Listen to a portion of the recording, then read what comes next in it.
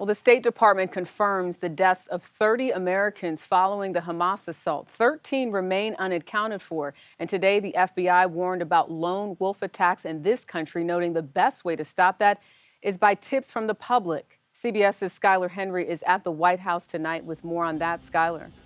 Hey, Jericka, good to be with you. Well, the Biden administration has, since this all began, expressed to the public to be on the lookout for said attacks, while also putting an emphasis on certain things that the public can be doing. Meanwhile, happening abroad, top U.S. officials say Israel has every right to defend itself against the Hamas attacks, but should also take every possible precaution to avoid harming innocent civilians.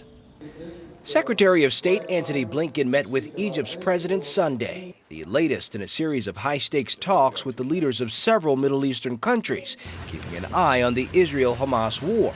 What I've heard from virtually every partner was a determination, a shared view that we have to do everything possible to make sure this doesn't spread to other places. The U.S. is beefing up its military presence in the region, Blinken says, to deter a wider conflict. There's also the deepening humanitarian crisis, as Palestinians in Gaza, under siege from Israeli airstrikes, struggle to find water, food, and safety. The Biden administration announced former Ambassador David Satterfield will serve as special envoy to address those issues, including life-saving assistance to the most vulnerable people. As I said, we're determined to do everything we can to address the needs of people in Gaza.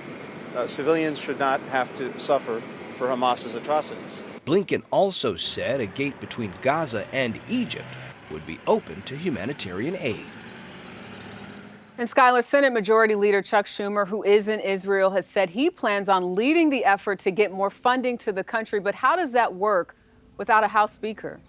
Well, he's hoping a comprehensive bipartisan measure passed in the Senate could be enough to force the House to act. The lower chamber has been somewhat paralyzed ever since ousting former Speaker Kevin McCarthy nearly 2 weeks ago.